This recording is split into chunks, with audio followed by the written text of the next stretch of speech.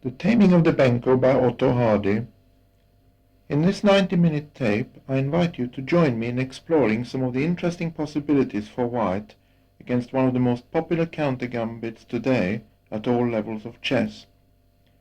So if you have your sets ready, from the starting position, we'll play the opening moves: pawn to queen 4 for white, knight to king's bishop 3 for black, pawn to queen's bishop 4 for white, pawn to bishop 4 for black, and pawn to queen 5 for white. Now black can, if he so wishes, avoid the normal Benoni by offering a gambit pawn on the third move, with pawn to queen knight 4. This pawn sacrifice used to be called the vulgar gambit, but today is more commonly known as the BENKO gambit. With this pawn sacrifice, black hopes to obtain positional compensation. The average player for black welcomes this, and it's easy to see why. There are very clearly defined strategic objectives which are not at all too difficult to grasp, and the player wanting to make use of them doesn't have to learn an awful lot of stuff off by heart. So, indeed, against many of the systems which white has tried, black can put his plan into operation quite successfully, and even if queens are exchanged in the middle game, he will probably come out with the sort of slight advantage in the early middle game, which is normally the privilege of the player with the white pieces. Certainly white should familiarize himself with these basic principles. After all, if we intend to defeat the gambit, we must understand it at least as well as our opponents. So I intend to concentrate on two particular aspects from the white angle. Firstly, how white can decline the gambit and hope to maintain some advantage, and secondly, a relatively little known but quite enterprising system for white by which he accepts the pawn, which is different from most lines recommended and analyzed in standard textbooks. This system is called the modern system and will be the main theme of this tape. In the end, you may wish to make up your own minds which of these two you prefer. It is largely a matter of taste.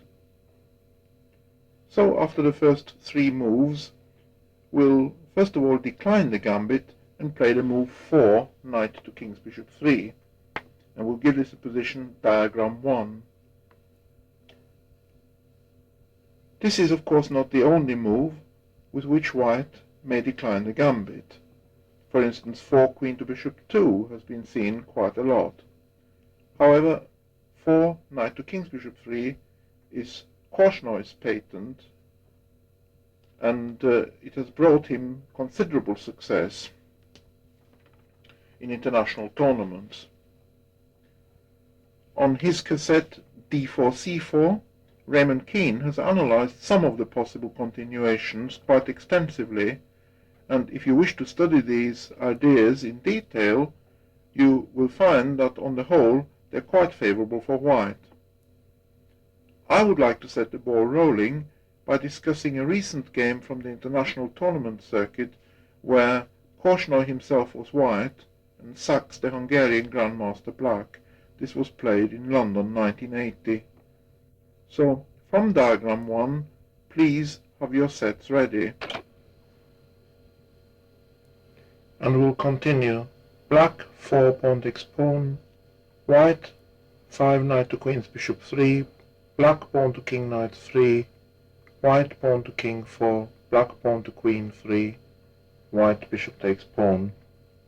This is diagram 2, and black here played 7 bishop to king knight 2 against bishop to king knight 5, queen to rook 4 would have been a good reply.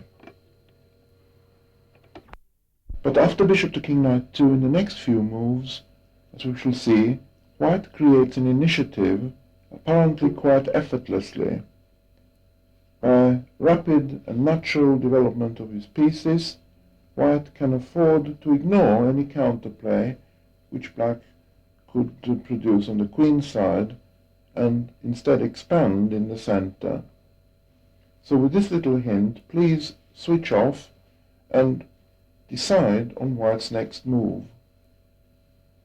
White plays the natural move 8 pawn to king 5, black pawn takes pawn, and white 9 knight takes pawn, and black castles. White 10 castles, and bishop to queen knight 2. And once again, please switch off your tapes. What is white's most forceful continuation now? Korchnoi played the move 11, queen to knight 3, with pressure against the square f7, and incidentally also hitting the black bishop on queen knight 2. In fact, the white pawn on d5 is immensely powerful, and once the queen's bishop has developed for white, the two white rooks will gain command of the central files. Black replied with 11 queen to knight 3, hoping to relieve the pressure by exchanging queens, and of course also shielding his queen's bishop. But undeterred, Korchnoi continued with the move 12 rook to king 1, and now black played knight to rook 3, and white 13 bishop to king knight 5. With the black queen knight rather out of play on queen rook 3, Korchnoi must have had his eye on the continuation bishop takes knight followed by knight to queen 7. On move 13 black really has to exchange queens, and white might well have recaptured with the rook's pawn, putting another piece on the stranded black queen's knight. However, he decided to recapture with the bishop, and after the move bishop takes queen, we have the position of diagram 3. Relatively best for black from diagram 3 would have been 14 knight to queen knight 5, hoping to put some pressure on white's pawn on d5, although I think white has still got a better game. But in a difficult position it is always easy for the defender to go astray. From diagram 3, the move king rook to queen 1, which in some ways looks plausible, would also have worked out rather badly for black. White then would play knight takes pawn, king takes knight, and pawn to queen 6, which is check, black pawn to king 3, and after rook takes pawn, white has an overwhelming position. In the game, black chose the move 14 queen's rook to queen's bishop 1, to which white replied 15 knight to queen's bishop 4. Once again, I'd like you to switch off your tapes and have a look at this position. The move knight to queen's bishop 4 for white is extremely unpleasant. You will see that he's threatening a number of things with this move. He's threatening rook takes pawn, he's also threatening pawn to queen 6, and as we shall see in the game, even worse could follow. Here in fact black decides to make the best of a bad job, and he replied 15 knight takes pawn. After 16 knight takes knight, bishop takes knight, 17 bishop takes pawn, king rook to king 1 for black, and now 18 knight to queen 6, white wins the exchange. And for a technical demonstration of this win, please play through the enclosed game. When I first played through this game, my reaction was that if only black could have resolved the problem of his queen's bishop first, this may perhaps have relieved some of the pressure. However, we shall see that it isn't easy to find an improvement. And from diagram 1, for instance, play the moves 4 pawn to queen 3 for black, 5 knight to queen's bishop 3 for white, pawn takes pawn for black. Incidentally, 5 pawn to knight 5 for black here would have been bad, since after 6 knight to queen knight 1, white simply regroups, and black has blocked up his own attacking possibilities. The idea for black is to create open lines, not to close them up on the queen side. So after 5 pawn takes pawn, white plays 6 pawn to king 4, black bishop to queen rook 3, 7 pawn to king 5, pawn takes pawn, 8 knight takes pawn, and black pawn to king's knight 3. And this gives us diagram 4, which again you would like to have a good look at. Well, I wonder what conclusions you've drawn. The position in fact looks good for white. In fact, white has more than one good continuation, and we'll look at the obvious choice first. 9 bishop takes pawn, bishop takes bishop, 10 knight takes bishop, bishop to king knight 2, 11 castle, black castles, and now if white defends his pawn on d5, black is left with weaknesses on e7, c5 and a7. For instance, white plays 12 queen to king's bishop 3, knight to queen 2, and 13 rook to queen 1, black knight to knight 3, and now 14 knight to rook 5.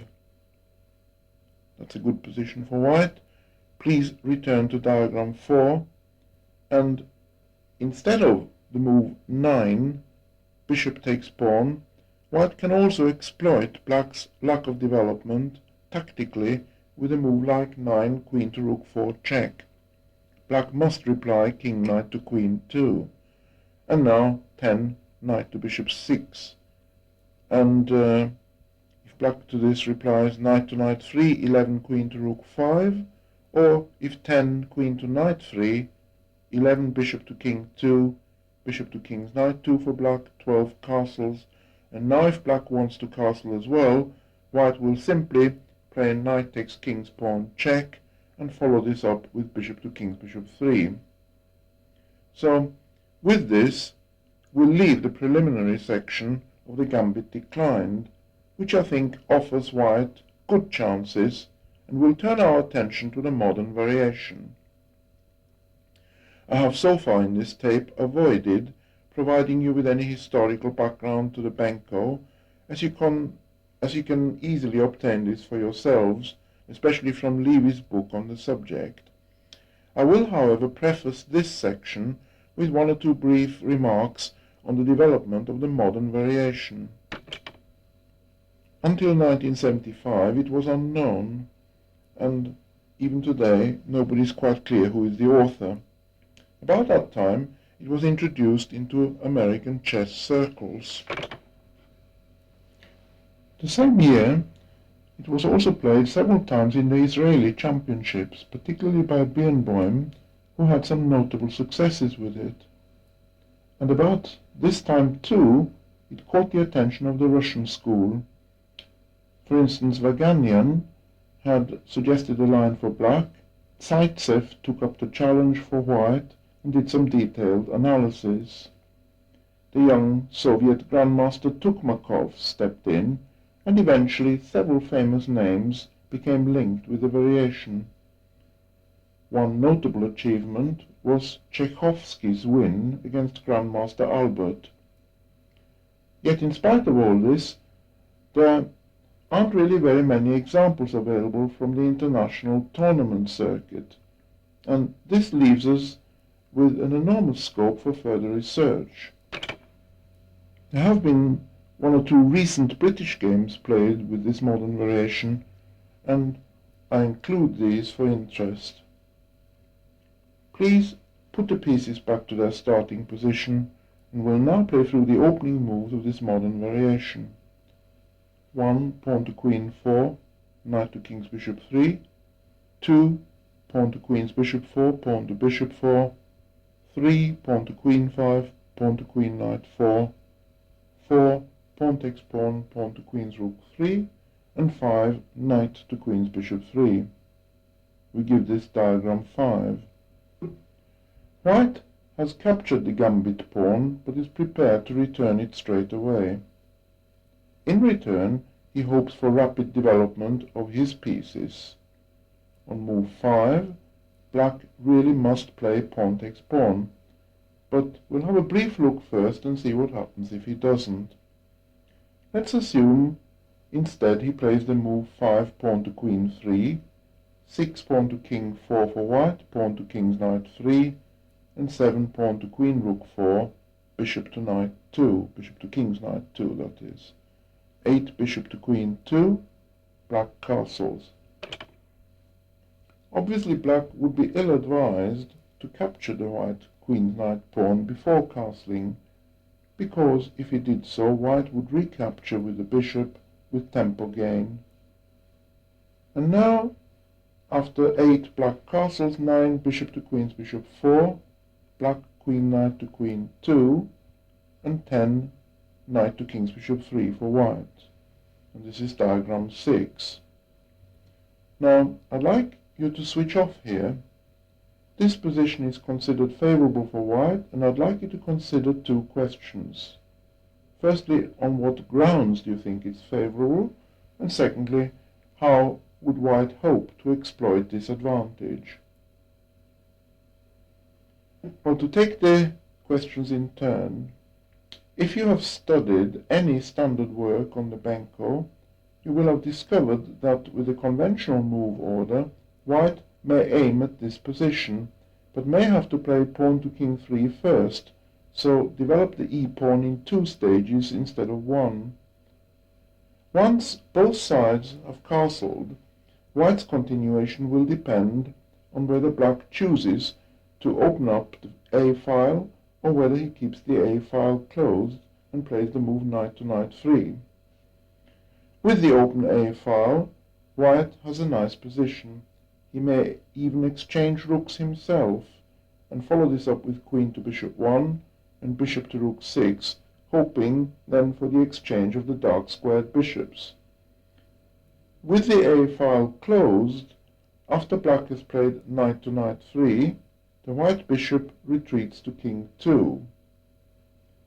White may later try the maneuver pawn to rook 5, driving back the knight to queen 2, and black must be careful not to allow the move pawn to knight 6 as well. That would leave white with a tremendous position, a protected pass pawn on the queen side. Once again, please return to diagram 5. I said that here black had to play the move 5 pawn takes pawn, and we'll play this move now from the diagram position. So then add 6 pawn to king 4 for white, pawn to knight 5 for black, and 7 knight to queen knight 5. This is another critical position, so I'd like you to switch off your tapes again and decide on whether you would capture the e-pawn here, and if not, why not? Well, this one is not quite so difficult. Capturing the e-pawn, in fact, would be falling into a trap, for white would then continue 8 queen to king 2, black pawn to king's bishop 4, and after 9 pawn to king's bishop 3, black cannot save his piece, for if he plays 9 knight to king's bishop 3, 10 knight to queen 6 is mate. I mention this rather obvious variation for a very definite reason. It's the kind of tactical surprise we'll come across many times in various disguise, and which, as you will see, relates quite closely to our main theme. There are several very similar situations where the e-pawn is offered, and each time black captures, he runs into trouble. And you'll find these lines discussed in the accompanying booklet. We now see that the tactical chances characteristic of the modern variation are much due to black's lack of development, and especially his uncastled king position, which white tries to take advantage of. So together we'll look out for these finesses which spell hidden danger, sometimes indeed imminent disaster for black. Once again, please return to diagram 5, and again add the moves: pawn takes pawn for black, 6 pawn to king 4, pawn to knight 5 for black, and 7 knight to knight 5 for white. Black here does not capture the e-pawn, but plays 7 pawn to queen 3. And now I recommend for white the move 8, bishop to king's bishop 4. And this is the position of diagram 7. Black has now quite a variety of replies, and Levy shows us in the relevant chapter of his book that most of these land him in trouble.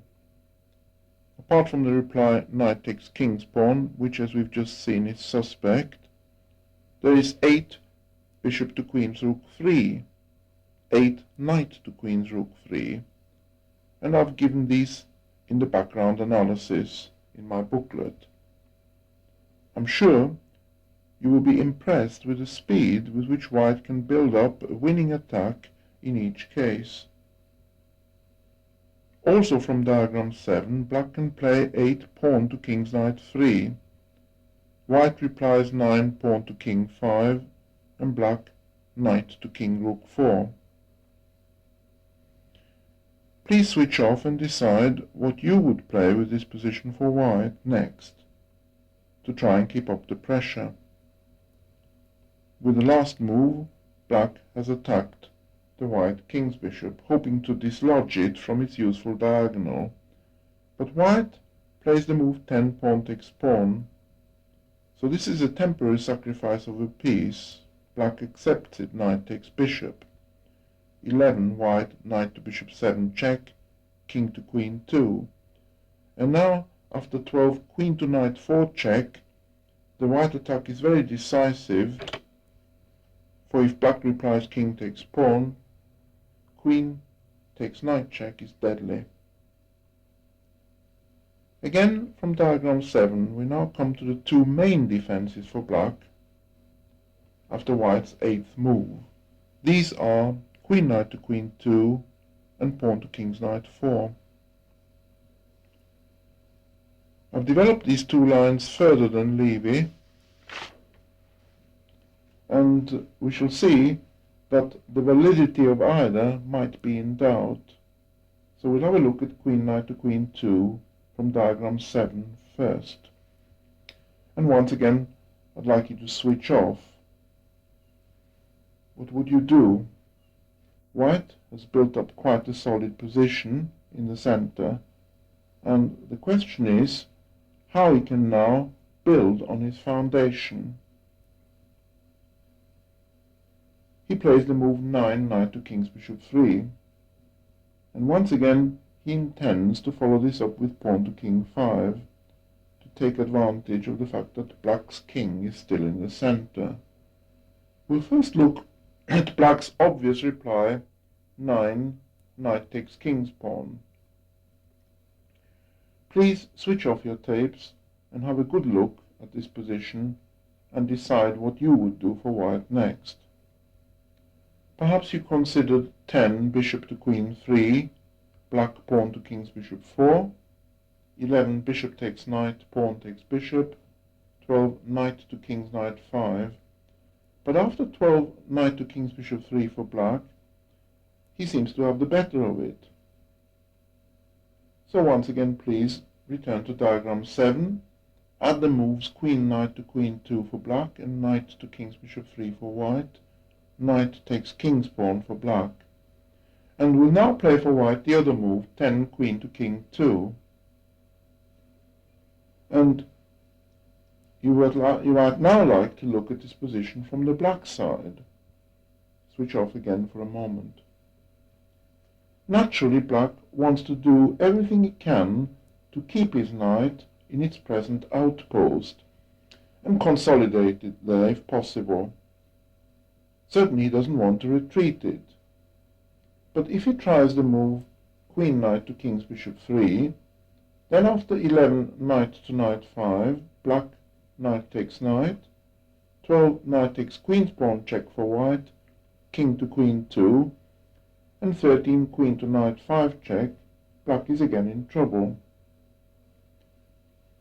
So from diagram 7 again, please add the move queen knight to queen 2 for black, knight to king's bishop 3 for white, and knight takes king's pawn for black, queen to king 2 for white.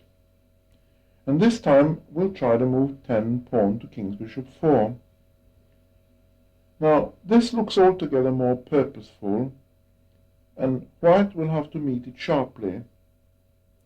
After 11 knight to king knight 5, queen knight to king's bishop 3, 12 pawn to king's bishop 3, black has the move knight takes queen's pawn, and once again hoping to dislodge the white bishop with tempo gain. And this is the position of diagram 8. I would like you to switch off here and examine the position for quite a long time, for it is important. How would you continue for white? Well, if you decided on the move 13 pawn takes knight, this is not so good, for black replies knight takes bishop. Or if you decided 13 queen to queen's bishop 4, black can reply pawn to king 3. 14 pawn takes knight, knight takes bishop, and this again is okay for black. The move I recommend from diagram 8 is 13 knight takes knight, and after you've added this, the ball is again in your court. So please switch off and decide how you would continue for black here. Black here has a choice of capturing two pieces. He can play the move 13 pawn takes knight, white 14 queen takes pawn, black pawn to king 3. But now, after 15 rook to queen 1, followed by bishop to queen's bishop 4, I think white has more than enough compensation. You note that the black knight is temporarily pinned against an undeveloped queen's rook, and also if black plays a move like bishop to queen knight 2, that does not necessarily solve his problems. So from diagram 8, black does not play 13 pawn takes knight, but 13 knight takes bishop, to which white replies knight takes pawn check. Please switch off and decide which knight. We'll first look at the more obvious move, 14, knight from the 4th takes pawn check, black king to queen 2, 15 queen to queen 2, pawn takes knight for black. But now white finds himself in something of a dilemma. He could recapture the piece, but would then find himself a pawn down, and black may well consolidate and hang on to his advantage. If, on the other hand, he tries to maintain his attack with a move like 16 castles queenside, black has then the annoying reply queen to knight 4. This protects the knight and forces white to waste time with the king move, king to knight 1. And now knight to king 3 for black saves the piece, threatens to exchange queens, and leaves white with nothing very tangible at all. So I don't think white can play this way. Please return to diagram 8 once more. Add the moves knight takes knight for white, knight takes bishop for black, and this time we'll try knight from knight 5 takes queen's pawn. If now black does not capture the knight, white will have the very strong continuation 15 queen to knight 5 check. Black cannot allow this, so he plays 14 pawn takes knight, and although the white queen is still en prise with the black knight, 15 knight takes pawn is a double check, and black has only one move, king to queen 2, and now white plays 16 queen to knight 5 check. Here black is a piece up, but his king is hopelessly stranded. You might like to switch off again and see whether he can save himself. If black here plays the move king to bishop 2, for instance, white has knight to king 8 check, and this would win the queen. But other moves like king to king 2 are no better. So really black hasn't got much choice. He must play 16 king takes knight. And now white 17 castles queenside with check. Here we have a position where black has 2 extra pieces, but can he hang on? Please switch off your tapes again at this point. Supposing black had now planned to interpose his knight with knight to queen 4, what would white do? Well, the answer is he would win straight away with rook takes knight check. Black king takes rook, and now 19 queen to queen 3 check picks up the queen. So after the white rook has checked and black realizes he can't save his queen, he tries to gain as much material for it as he can. He plays the move king to bishop 2. White, rook takes queen, black, king takes rook.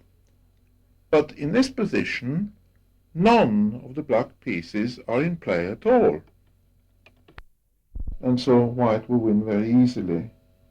I suggest the move queen to knight 6 check, and whatever black plays, he must really go on to a black square, king to king 2, bishop to bishop 4 now for white, and black can resign. Once more, please return to diagram 7. Add the moves queen knight to queen 2 for black and knight to king's bishop 3 for white. Black does not have to play the move knight takes king's pawn.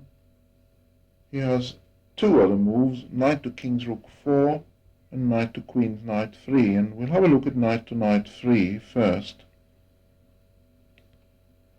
White then plays 10 rook to queen's bishop 1.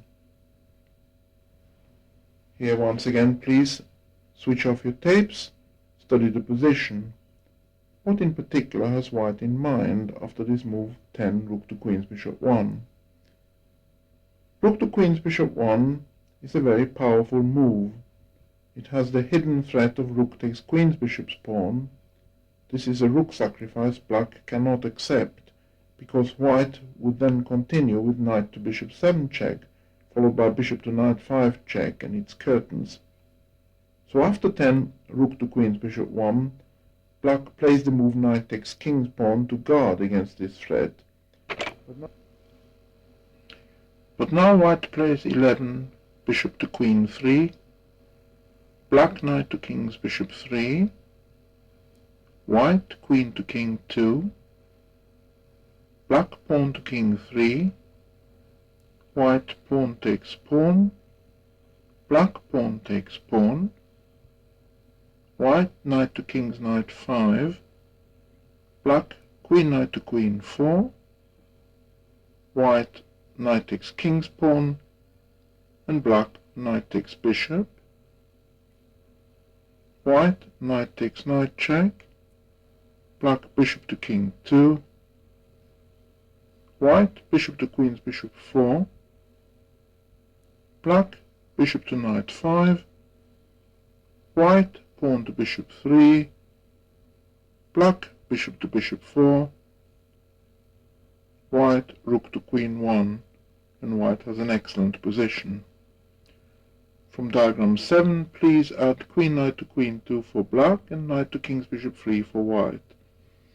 For the reply, bishop to queen rook 3, I refer you to my background notes, where you will find quite an original winning attack by white.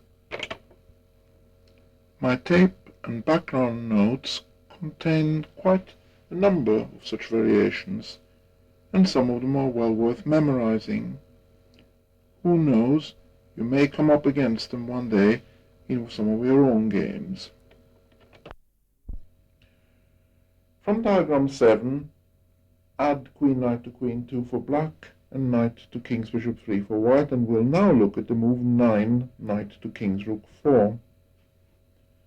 In the Manchester Open Tournament, May 1982, Mark Hebden chose this move with black against Alan Barton.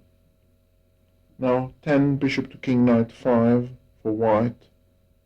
This could of course lead to a repetition of moves after black plays knight from 4 to bishop 3, 11 bishop to king's bishop 4 for white, etc.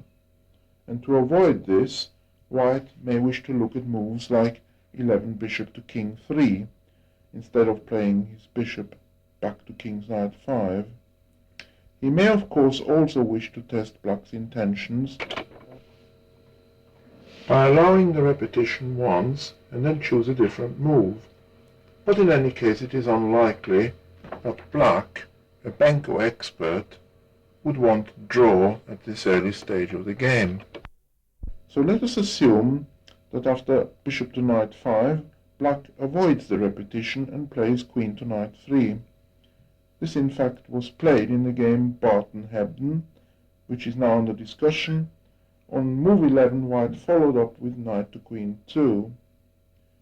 With this he gained a move, since the black knight on rook 4 either has to retreat to king's bishop 3, which is unlikely, or black has to protect it with pawn to king knight 3, which Hebden did.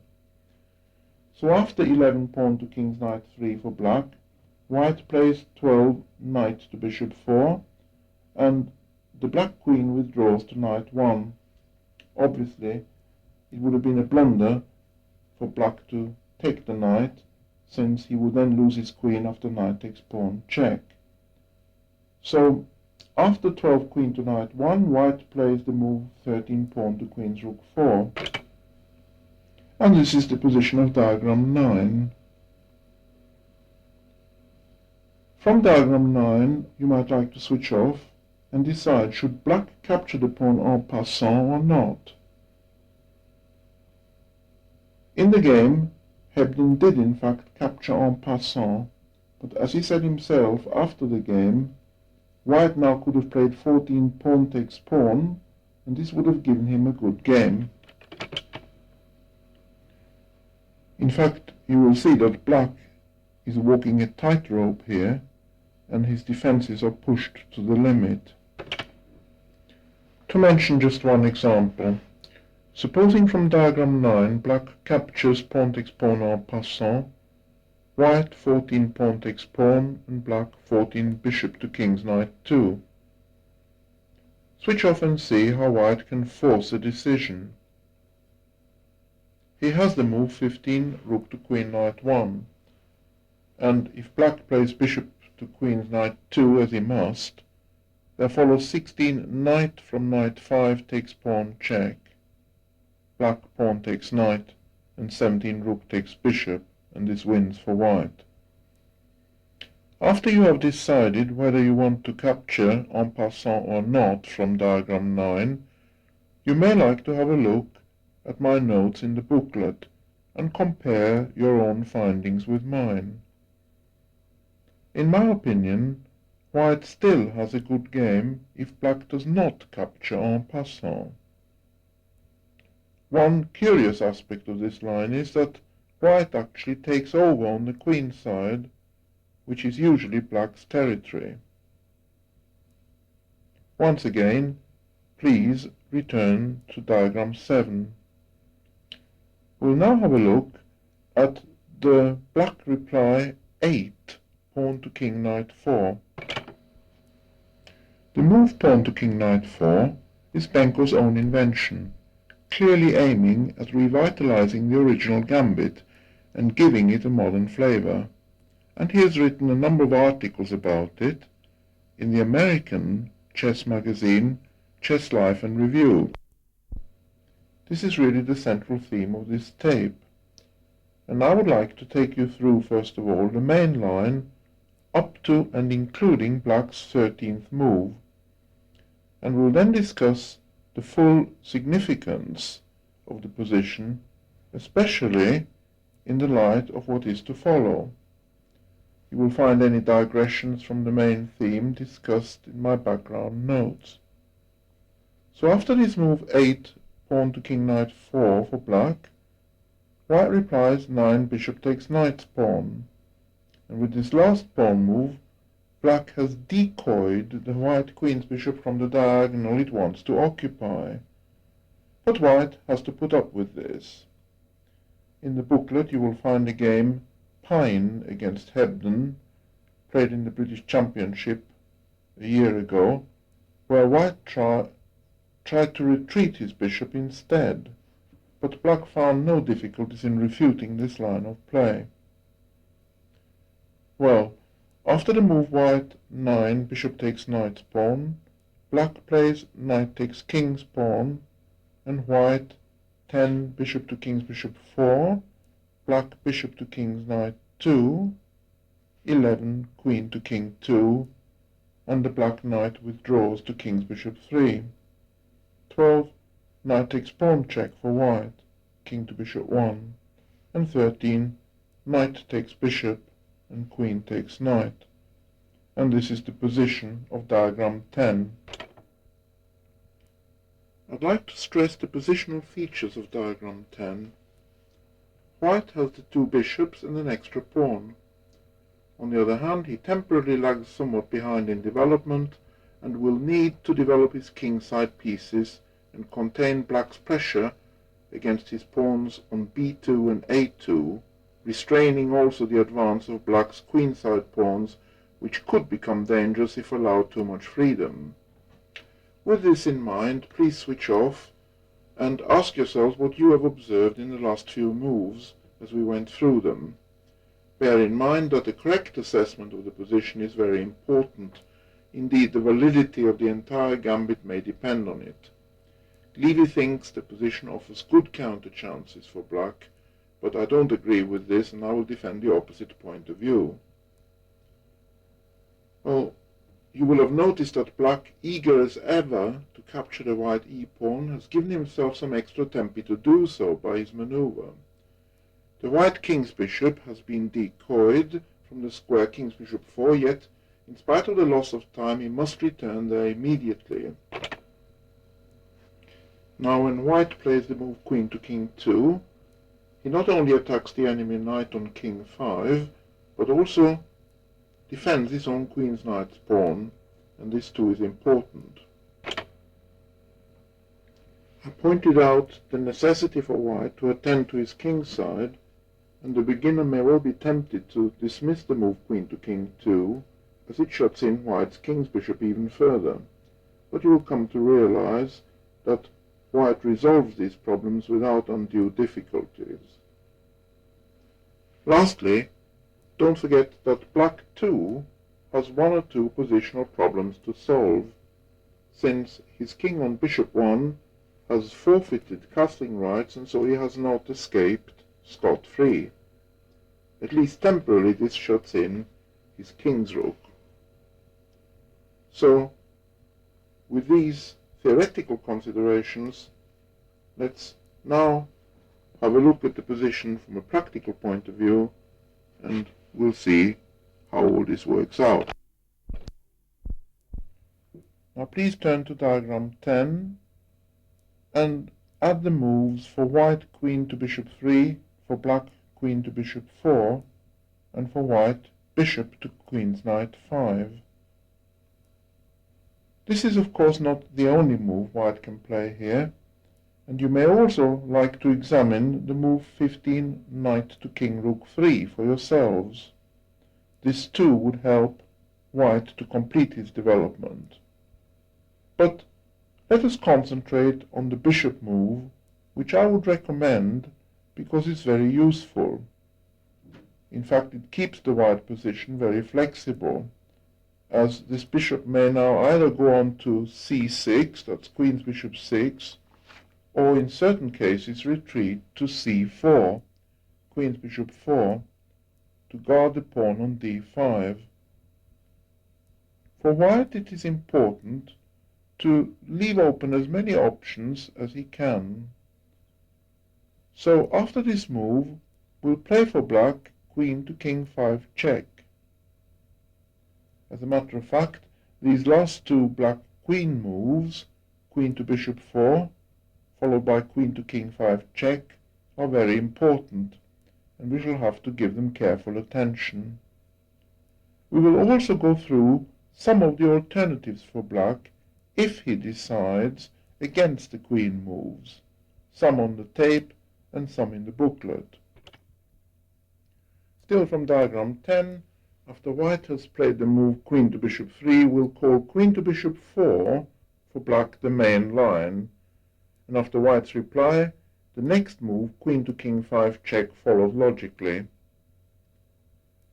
Black intends to swap queens, but keeps his options open as to whether to capture the white pawn on queen 5 at once or later, or to leave it where it is with a possible view of blockading it.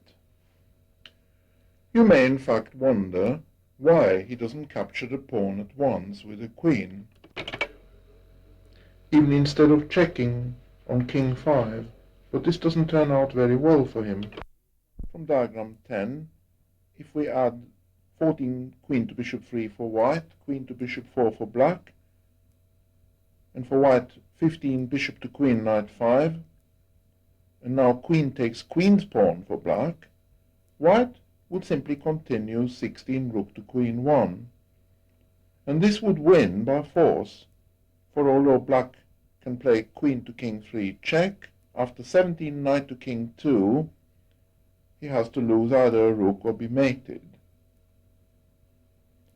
Very much the same applies if from diagram 10, again add queen to bishop 3 for white, queen to bishop 4 for black, bishop to queen knight 5 for white.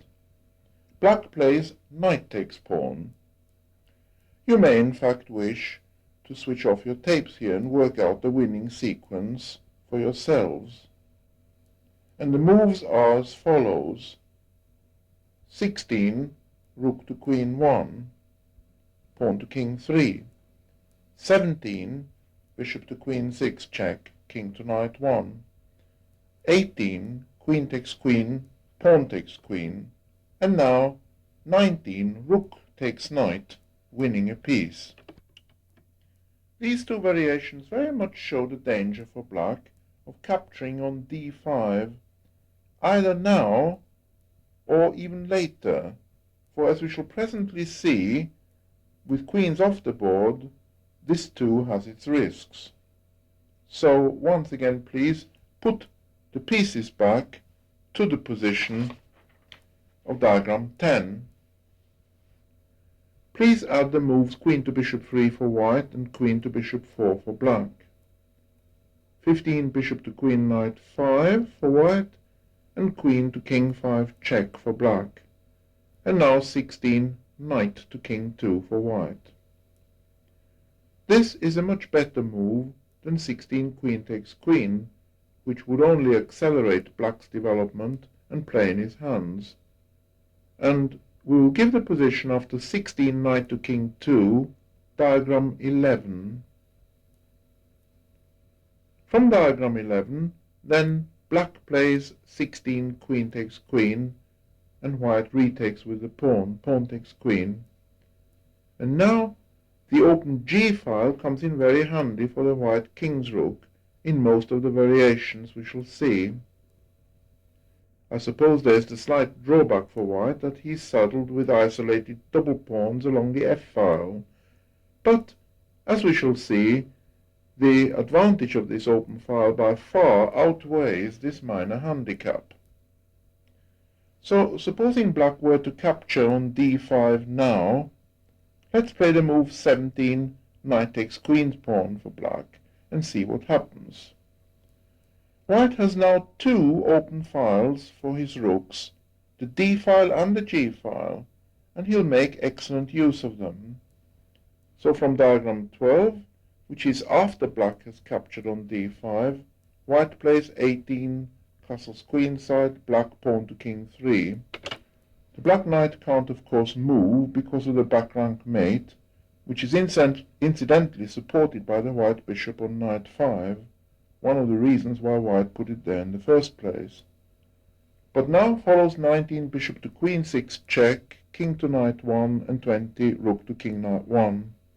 This is diagram 13, and we can really leave it here.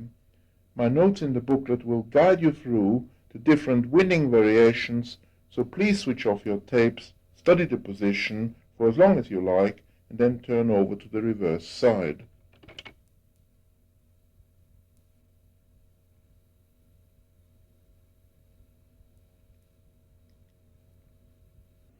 The taming of the BENKO gambit, side 2.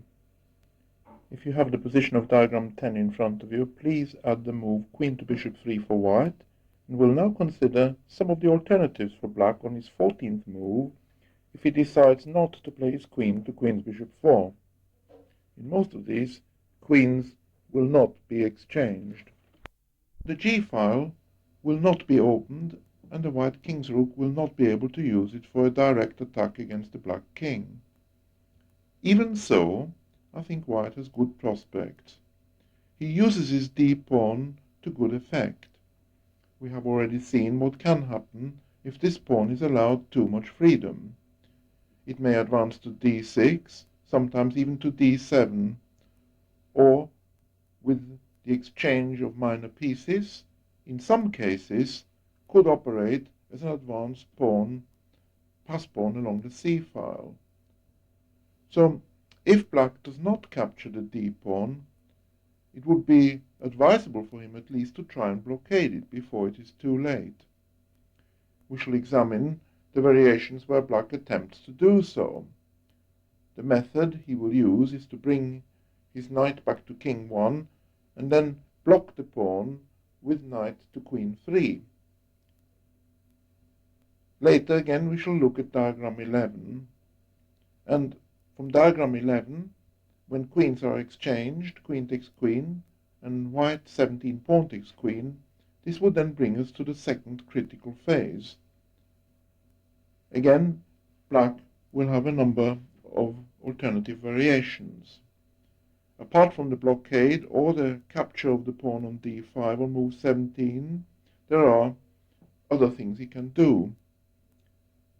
In this case, the game would be played without queens, but a white king's rook will make use of the open g-file. And we shall also see how, even without queens on the board, the pawn on d5 can be quite a nuisance to the opposition. Meanwhile, please have the position of diagram 10 in front of you, and let's go straight ahead and examine some of the alternative lines at black's disposal. These are mainly moves with either knight or the queen's rook, in which case the queen is held back on the square c8 for the time being. He might also look at one other queen move from diagram 10, and I have examined this in the accompanying booklet. A useful line this is, because it shows the value of the expansion of white's d-pawn if it is allowed to do so. So, diagram 10, queen to bishop 3 for white, and we'll have a look at the move rook to rook 4 for black. A strange looking move, but it's got its points. By this move, black tries to lend extra protection to his square c5, where he anticipates white might attack later. Also, of course, white is prevented from playing the move bishop to knight 5. After this move 14 rook to rook 4 by black, white plays queen to queen's knight 3, and black replies queen knight to queen 2. And now, with 16 rook to queen's bishop 1, note that with the black queen on c8, this pin against it adds a possible threat of queen takes knight's pawn, so black plays knight to knight 3 to prevent this by covering the square c8. White replies pawn to queen 6, and now I think black's most active move is pawn to king 4. Please switch off and decide on white's next move. To capture the black e-pawn would be unnecessarily risky, so On move 18, white retreats his bishop to queen 2. This is now quite a useful tactical ploy against the awkwardly placed black queen's rook. Note that if the black rook was on queen rook 2 instead of queen rook 4, white may well have played here the move 18 bishop to king 3, adding more pressure against the black pawn on c5. After white's move 18 bishop to queen 2, black replies queen to king 3. This is probably best. He must get out of the pin now, since white was threatening bishop takes knight's pawn. Once again, please switch off your tapes and find a good move for white. And the move is 19 bishop to queen's bishop 4. Black intends to eliminate the white d pawn, but now he has to delay this because of the threat against his own pawn on f7. So black plays the move 19 knight takes bishop. White replies queen takes knight. At last black seems to be able to capture the pawn on d6. He may heave a sigh of relief, but there is an unpleasant surprise for him. Can you spot it? White has 21 pawn to queen's rook 3, exploiting the pin against the rook. After this, white will establish a pass pawn on the queen side, and once he has completed his development, he will have a good game. You will have seen in this variation how the white queen, having been spared exchanges, immediately transfers over onto the queen's knight 3. From here it serves a useful purpose defending the squares b2 and a2. At the same time, the potential weakness of black's queenside pawns is exposed. So this move queen to queen knight 3 is both typical and good in variations where queens stay on the board. Also, you will have observed the expansion of the white queen's pawn from d5 to d6, just at the point when it appears under crossfire by the two black knights. It may therefore have been a better plan for black to try and blockade the white pawn on d5 before this can cause too much damage, and we shall examine this strategy in detail. But in the variation we are discussing now, black isn't given the chance of doing this blockade, because white has the move rook to queen's bishop 1, threatening a pin against the black queen on c8. So black may look for a plan which prevents both queen to queen knight 3 and bishop to queen knight 5, the two strong points in the white setup.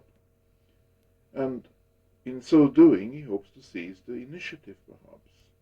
From diagram 10, again, add the moves queen to bishop 3 for white, and an amusing attempt for black now to do so would perhaps be the move pawn to bishop 5.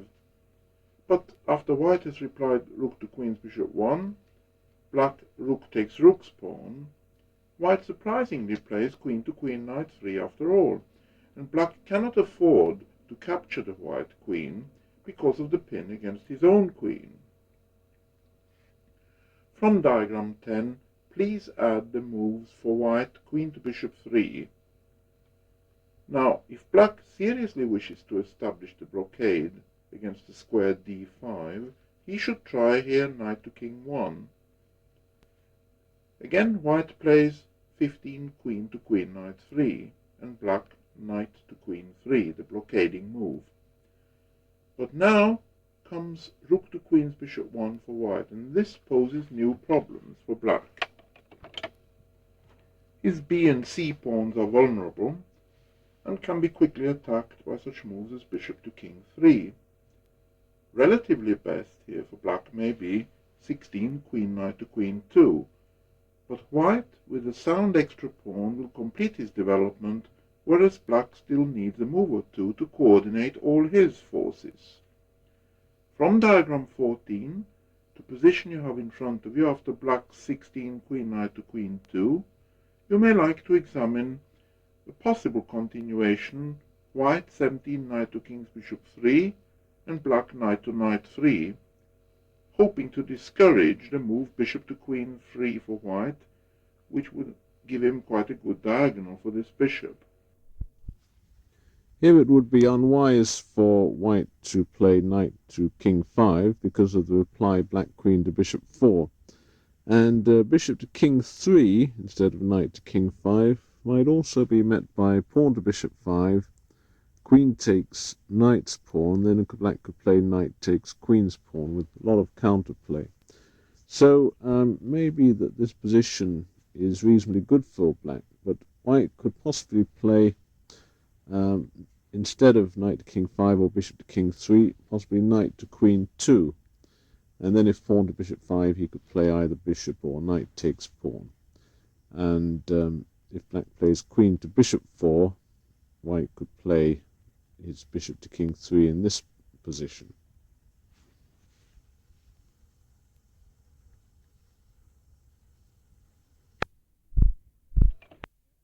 Please return to diagram 10. Add queen to bishop 3 for white. And we'll next look at the defense rook to rook 2 for black. Probably played with the intention of reinforcing his defense along his second rank. This time we'll play the move 15 bishop to queen knight 5 for white. Of course, queen to queen knight 3 could be tried as well. Supposing now after bishop to queen knight 5 black were to play knight to king 1, hoping for the blockade, white can prevent this altogether with king's bishop takes knight and black queen takes bishop. Please switch off here. Let's assume for a moment that black had tried to be clever on the last move and instead of recapturing the piece straight away, had tried to interpolate the move bishop takes knight's pawn, hoping to capture the piece a move later. Decide how white would react. White will react very sharply and the game will come to an abrupt conclusion. And the move white plays is 17 bishop to king 5. And black has no reply to the combined threats of mate and the win of 2 pieces.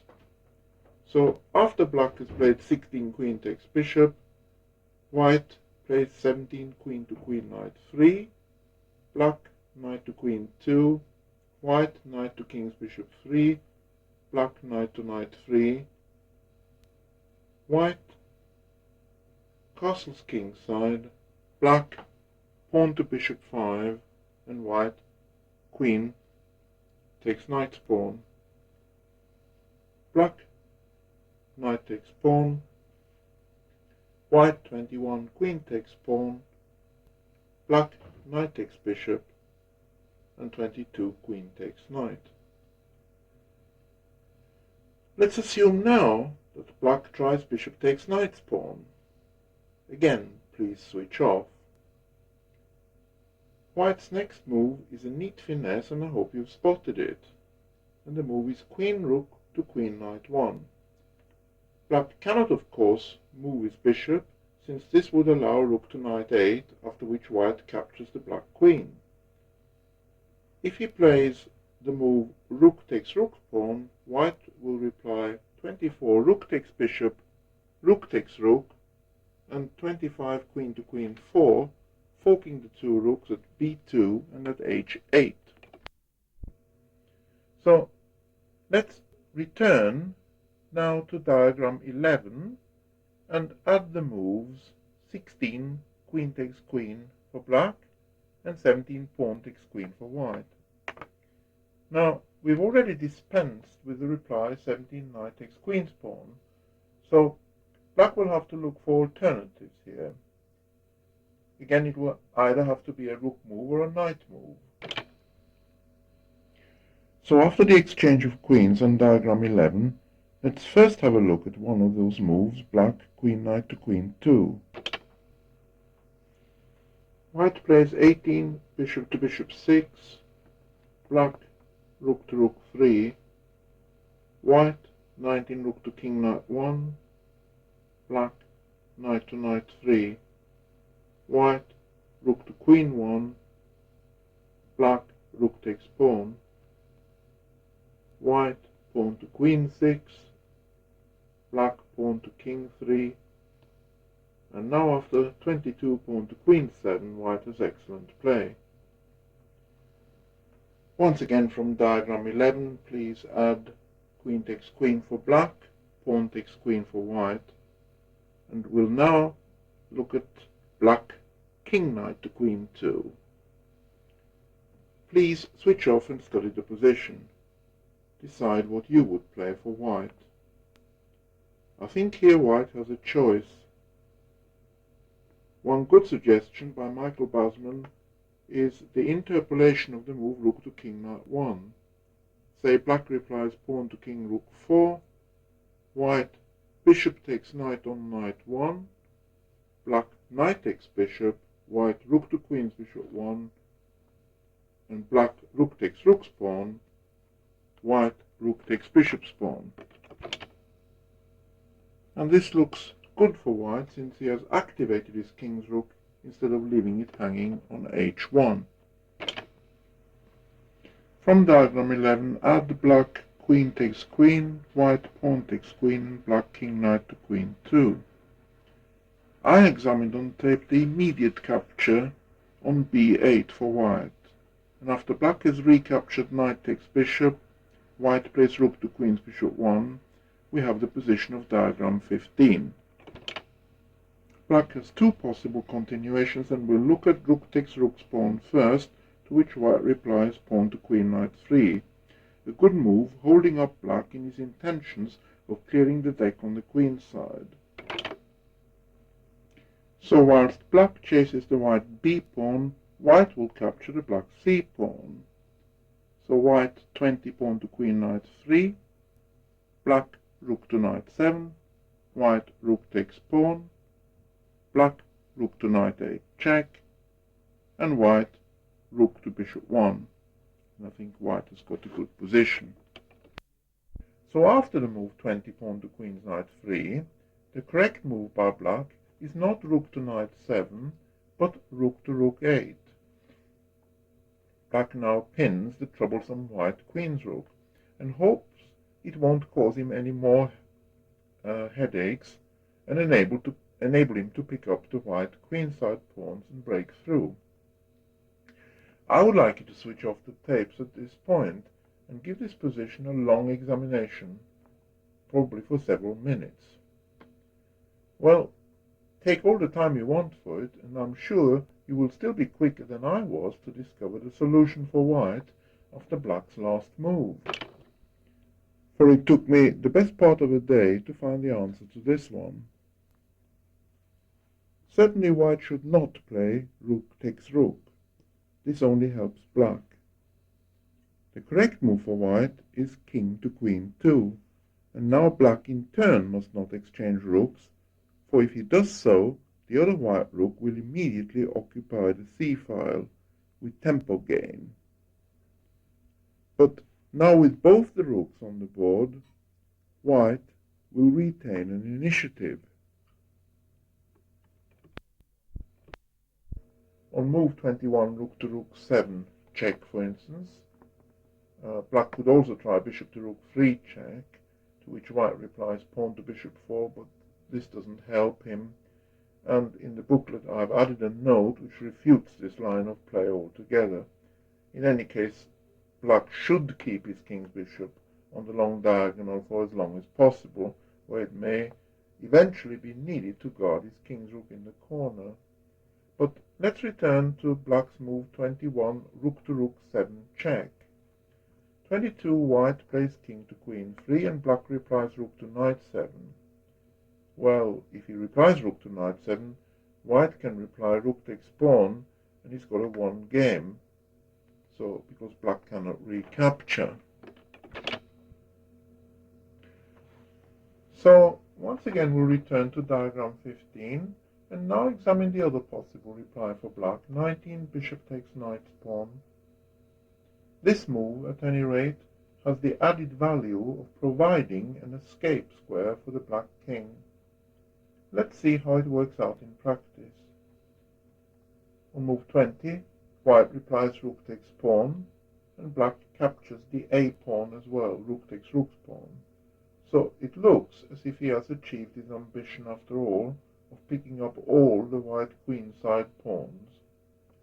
White then plays 21 rook to bishop 8 check, black king to knight 2. White 22 rook to knight 1 check, black king to rook 3, and this reply is pretty well forced, and we'll give this position diagram 16. Once again, this is a critical position, and you'll need to switch off your tapes and spend some time examining it.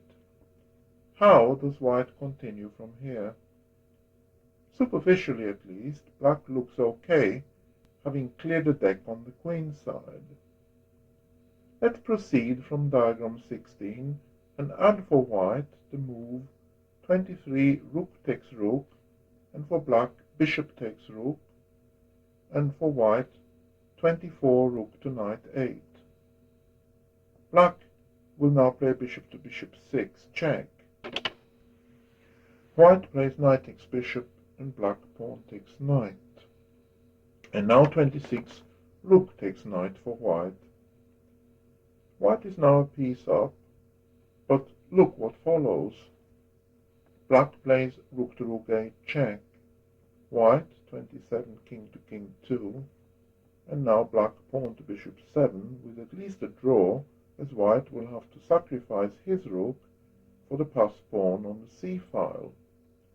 Please put back the pieces as in diagram 16.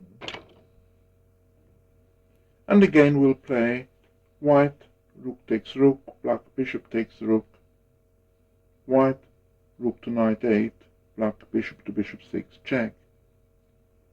Now since white cannot take off the bishop, as we've just seen, he plays 25 king to bishop 1, and now black guards his knight with bishop to king 4. He could of course have done this without the intermediate check, but reasons that even if white does not fall into the trap of capturing the bishop, at least his king is driven one square further away. So after 25 bishop to king 4, white plays 26 pawn to king's bishop 4. Black retreats his bishop to queen 3, and white 27 knight to queen 4. And this gives us the position of diagram 17. And again, I want you to switch off, please, and study the position. Black has two main continuations, and I'd like you to analyze them. From the diagram, we'll first have a look at the move bishop takes pawn for black, and 28 knight to bishop 5 check for white.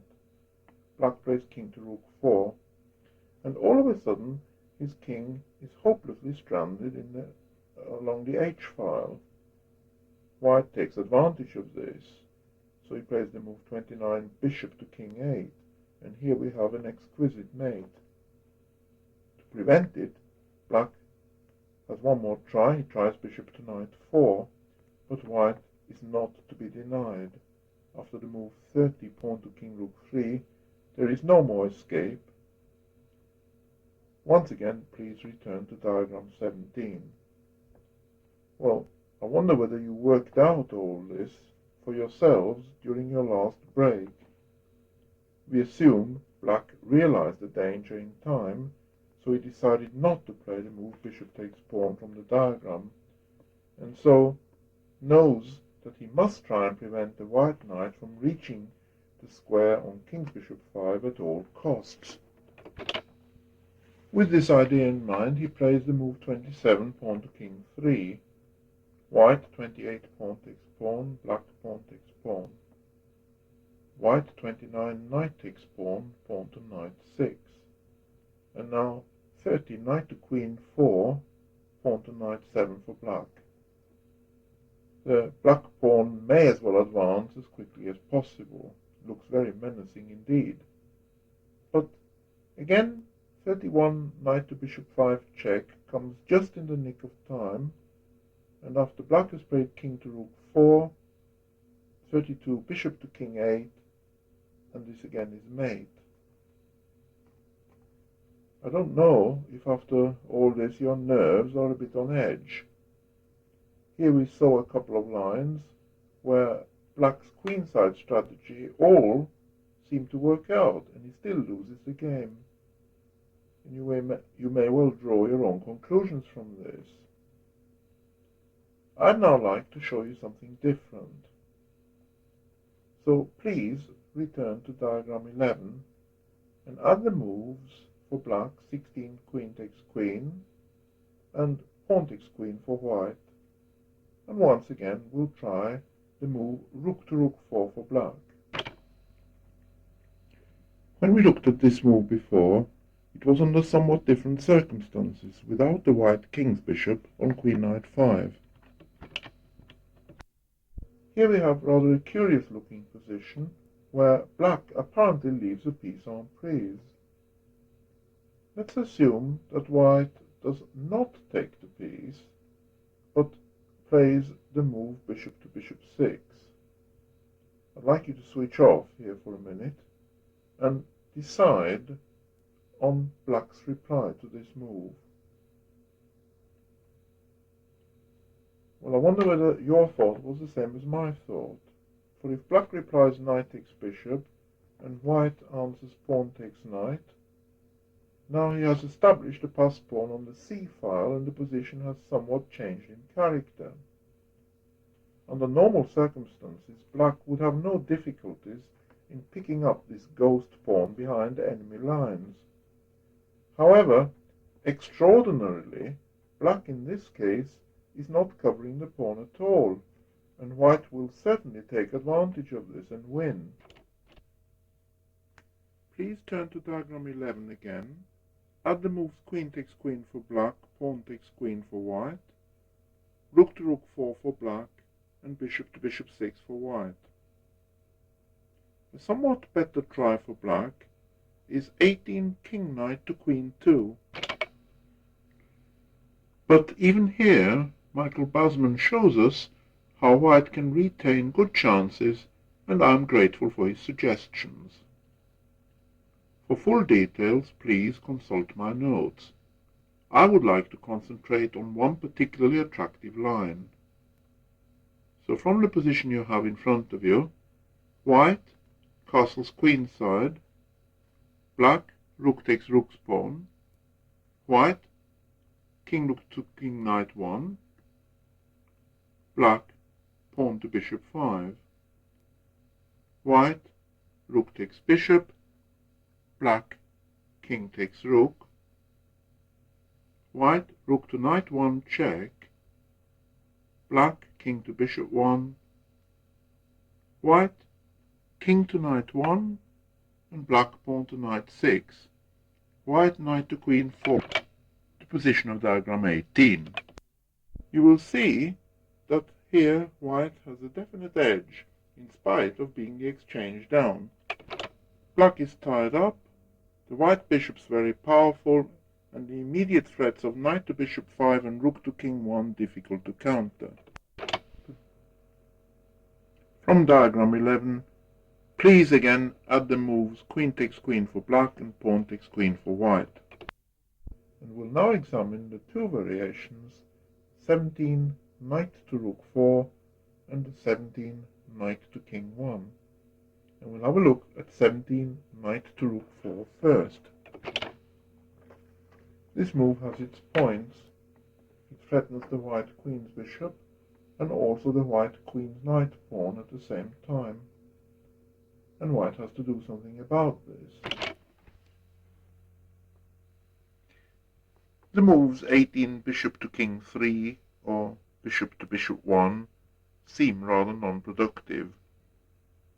White could possibly try rook to queen's bishop 1, but after black's reply knight takes bishop, white knight takes knight, black bishop takes knight's pawn, white rook takes pawn, and black rook takes pawn, the position is very unclear to say the least, despite the white rook checks that follow. From diagram 11, black queen takes queen, white pawn takes queen, black knight to king's rook 4. Now the move bishop to bishop 7 looks the most active for white. With this move white hangs on to the two bishops and hopes to advance his pawn to queen 6 as quickly as possible. Also, since the black knight on knight 1 is still attacked, black will have to delay with his natural counterplay rook takes rook's pawn. And finally, the black king's knight on king rook 4 is rather out of play there and may well present a target later for the white attack. Let's have a closer look at all this and play the move 18 bishop to bishop 7. Black's obvious reply here is bishop takes knight's pawn, and now 19 rook to queen 1. And we'll give this a diagram 19. Now, from this diagram, black has several alternatives, and we'll first look at the move bishop to king's bishop 3. Black plays this move for two reasons. Firstly, he doesn't want to withdraw the bishop to knight 2, where it would block his king's exit. And the second reason we shall see in a moment. So after the move 19 bishop to king's bishop 3, white plays 20 pawn to queen 6, black pawn takes pawn, and white 21 bishop takes pawn check. And now black plays bishop to king 2, and we see why he played his bishop back to bishop 3, so he could interpose on king 2, and thereby he hopes to cover his c-pawn. And once again, please switch off. And can you spot what is white's next move? Well, the answer is rather stunning. White plays the move bishop takes queen's bishop's pawn after all. For if black now replies bishop takes bishop, white has rook to queen 8 check, followed by rook to knight 1 check, winning the black king's rook and leaving him the exchange down. Once again from diagram 19, black could also play the move 19 king to knight 2. The intentions of this would presumably be to allow the black king onto a more actively centralized square, and let's see how it turns out in practice. White replies 20 pawn to queen 6, black pawn takes pawn, white 21 rook takes pawn, and this is a good example of how awkward things can be for black after the white queen's pawn is allowed to expand. Say black now plays 21 bishop to queen 4, white rook to knight 1 check, black king to bishop 1, and 23 rook to queen 8 check, black king to king 2, 24 rook takes rook, bishop takes rook, and 25 rook to knight 8, and white wins a piece. This is just one example. Again, please return to diagram 19, and we'll let black have another try. Supposing black from diagram 19 plays knight to rook 3. After all, if he can develop a piece, it might give him more play. Again, white will reply 20 pawn to queen 6, black knight takes bishop, and 21 pawn takes knight. But now whatever black plays, I suppose he has to choose between either bishop to king 4 or rook to queen's bishop 1. White replies rook to queen 5. You will have no difficulty in working out the rest for yourselves. Please put the white queen's rook back onto its original square, replace the white queen's knight pawn on knight 2, and put the black king's bishop back on king knight 2. Now add for black the move knight to rook 3, and for white 19 pawn to queen 6. For black, knight takes bishop, and pawn takes knight for white. This is fairly similar to the last line, only this time we'll not continue with bishop takes knight's pawn for black and try something else. White is threatening here bishop to queen 7, so black has to do something about this. And he can either try the move 20 bishop to king 4, or he can play rook to queen's bishop 1. And we'll first look at 20 bishop to king 4 for black. And white plays 21 rook to queen's bishop 1. Now black would like to eliminate the white c-pawn, but if he does so on move 21, white simply replies rook takes pawn, leaving both the black minor pieces en prise. And we shall see that this scene recurs several times. To avoid this, black tries 21 bishop to queen 3, but now white has the move 22 bishop to queen 7, and this is very good, since it forces black to play bishop takes pawn after all, after which white has the resource we just mentioned, 23 rook takes pawn, and black has to lose one of his minor pieces. Let's turn back to diagram 11 this time. Again, add the moves queen takes queen for black, and pawn takes queen for white, and 17 knight to rook 4 for black, 18 bishop to bishop 7 for white, and this time knight to rook 3 for black, and 19 pawn to queen 6 for white. Knight takes bishop for black, and 20 pawn takes knight for white. This time we'll look at the continuation 20 rook to queen's bishop 1, and white replies castle's queenside. This is a good move, tucking away the white king and occupying the d-file with a rook. Of course, black cannot take the c-pawn because of the back rank mate. We'll give this position diagram 20. From diagram 20, the move 21 bishop to rook 3 would be a mistake for black, because 22 king to knight 1, rook takes pawn, 23 rook to queen 8 check, king to knight 2, and 24 rook to knight 1 check would win the black rook in the corner. So instead we'll look at the other move for black from diagram 20, which is 21 bishop to king 4, 22 rook to queen 5 for white. This is threatening the two black minor pieces again, this time along the central rank. Black must play 22 pawn to bishop 3.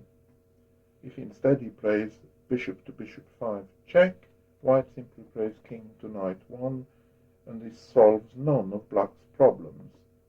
So after the move 22 pawn to bishop 3 for black, white plays 23 rook takes pawn, and black rook takes pawn, 24 rook takes rook, bishop takes rook, and now 25 white has bishop to queen's bishop 4, and here he has the better game. All his pieces are in play, but it's going to take black a few moves to coordinate all his, and as black's king's rook is still bottled in, white will take advantage of that fact, and also of the fact that the black queenside pawns are rather weakened, the black queen's knight pawn. The position is one of bishops with opposite colors, but I still think that white here has very good winning chances. Please return once again to diagram 11 and add the moves queen takes queen for black, pawn takes queen for white, and we'll now look at our last variation, in which black plays the move 17 knight to king 1. The purpose of this move is to set up an effective blockade against white's pawn on queen 5, and I think that such a blockade should not be underestimated. For instance, let's have a quick look at what might happen after black's move 17 knight to king 1, 18 rook to queen's bishop 1, black knight to queen 3, 19 white rook takes pawn, knight to queen rook 3, 20 king's bishop takes knight on rook 3, black rook takes bishop, 21 bishop takes knight, pawn takes bishop, 22 rook to bishop 8 check, king to king 2, 23 rook to bishop 7 check. Although white here has two extra pawns, the position is not altogether clear, as white's own queenside pawns are weak and liable to be attacked. Besides, This is the kind of position where the isolated double pawn on the f-file could still prove a drawback. So we'll turn to diagram 11 again, add the moves queen takes queen for black and pawn takes queen for white, also add knight to king 1 for black, and we'll now have another look at the same variation more carefully. So 18 rook to queen's bishop 1 for white, knight to queen 3 for black, 19 rook takes pawn, and knight to queen's rook 3 for black. Now instead of capturing on rook 3, we'll this time take off the blockading knight. So on move 20, white plays queen's bishop takes knight on queen 3. And this is the position of diagram 21. We'll first look at what happens if black plays 20 pawn takes bishop, 21 rook to bishop 6 by white, knight to bishop 4, 22 rook takes pawn, 23 castles, bishop takes pawn, and 24 rook to queen's bishop 6. The black knight hasn't really got many squares to go to, and white can take advantage of this. Black plays knight to rook 5, and now white replies 25 knight to knight 3. If black plays 25 king to king 2, then pawn to queen 6 check is strong. White will follow this up with pawn to queen 7, and black cannot capture the pawn on queen 7 on account of the discovered check winning a piece. And if instead of the king move black plays 25 knight to bishop 6, then white has rook to bishop 8 check, and this will win material since the black king rook is now no longer protected by the bishop. Please go back to diagram 21 and add knight takes rook for black, bishop takes knight for white, and this is diagram 22. White has 2 pieces for the rook, but it looks that black can recapture a piece at once, which would leave him the exchange up. So from diagram 22, we'll look at 21 rook to rook 4. White may be able to play knight to queen 4, but this is rather involved and I haven't really gone into it in detail. The move I'm going to recommend is 22 pawn to queen 6, and now black finds that after rook takes bishop, his hopes are rather rudely shattered. White has pawn to queen 7, rook to queen knight 1 must be played to stop the white pawn from queening, and now 24 bishop to knight 6. Black will finish a piece down, since he has to sacrifice his queen's rook for the queening pawn. So we can dispense with this line. Again, please put up the pieces as in diagram 22. Play the move rook takes rook's pawn this time for black. With this, black challenges his opponent and says, "You have the 2 pieces for the rook, I will try and look for compensation by grabbing whatever I can on the queen side." Once again, let's see how this turns out. Again, white plays the move pawn to queen 6, and we'll look at the obvious reply, rook to rook 8 check for black first. White replies 23 king to queen 2. Here, white has apparently left the rook en prise, but black can't take it because of mate in 3. So he plays 23 bishop to rook 3 check, 24 pawn to bishop 4, black rook takes rook, and now 25 pawn takes pawn check. And this is an extraordinary position, well worth a closer look, and we'll give it diagram 23.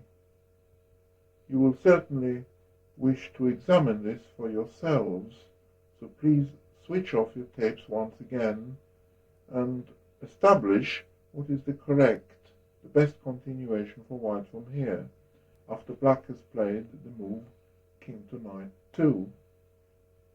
Well, I wonder what you think. If white now queens, black sacrifices his king's rook, and the position with 3 pieces against rook and bishop still looks rather double-edged, or it's probably better for white.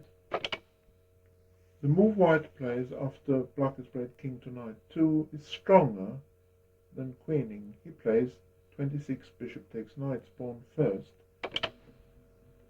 There is no hurry, for there is no way in which black can stop white's winning plan. After he's established his pass pawn, he will then queen the centre pawn, for which black must sacrifice a rook, and from here carry on advancing his b-pawn, supported by the two bishops, and eventually queen that pawn as well. Even if black picks up all the white kingside pawns, it makes no difference, since the only pawn that matters is the white b-pawn, and as you can see, that can't be stopped. I think the last couple of variations have demonstrated the tremendous power of the white bishop pair, which coordinate very harmoniously and smoothly.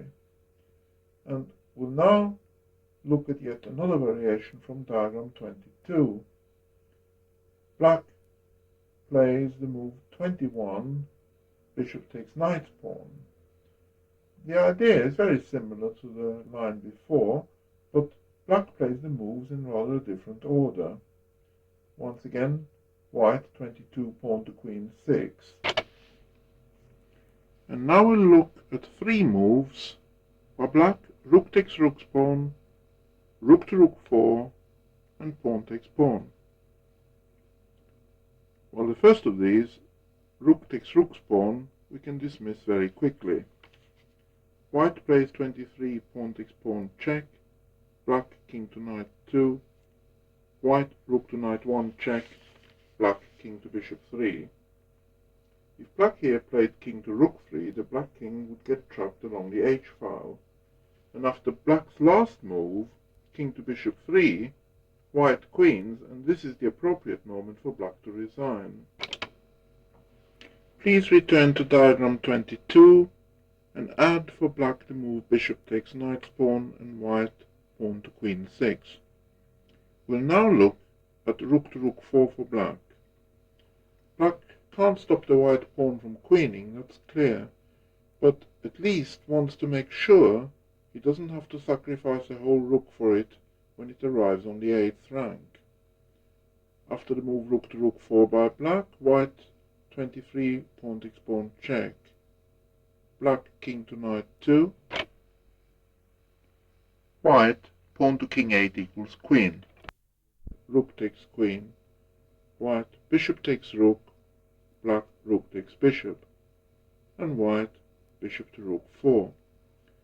This is a very strong move, ensuring the preservation of his a pawn, which in conjunction with the extra piece should guarantee white a fairly straightforward win. Return once more to diagram 22. Black plays bishop takes knight pawn, white 22 pawn to queen 6. And this time we'll try the move pawn takes pawn for black, and 23 bishop takes pawn, check for white. The obvious reply to this is black 23 king to knight 2. But let's have a brief look at what happens if he plays king to knight 1. This would leave us with an elegant 4-move combination, enabling white to win a piece. Here it is. 24 rook to knight 1, check. Bishop to knight 2. White bishop to king 5, pawn to bishop 3. White bishop to bishop 4, check. King to bishop 1. White bishop to queen 6, check. King to king 1. And now rook takes bishop. Please return to diagram 22, and for black again the move bishop takes knight's pawn for white pawn to queen 6, pawn takes pawn for black, bishop takes pawn check for white, and king to knight 2 for black. And now white plays bishop to queen's bishop 4, which brings us to diagram 24. It also brings us very near to the end of our tape. The accompanying booklet will show you how white wins in every variation from diagram 24. We'll just look at one last desperate trap that black can try. which is really his swan song. Supposing he plays from diagram 24, the move 24, king rook to king 1. White, bishop takes knight's pawn, black, rook to rook 5, and white, bishop to knight 5, forking the two rooks, which is what black is hoping for. He can now play rook takes knight check and draw. White has to take a little care. Instead of rushing it with bishop to knight 5, he should play 26 pawn to queen rook 3 first. Black must take the pawn, bishop takes pawn, and then 27 rook to knight 1 check. And now black really only has one move, king to bishop 3, and after bishop to bishop 3 check, king to king 2, 29, white can safely play bishop to knight 5 with decisive material gain. I hope you have enjoyed listening to this tape and that my ideas will bring you much success in your own games.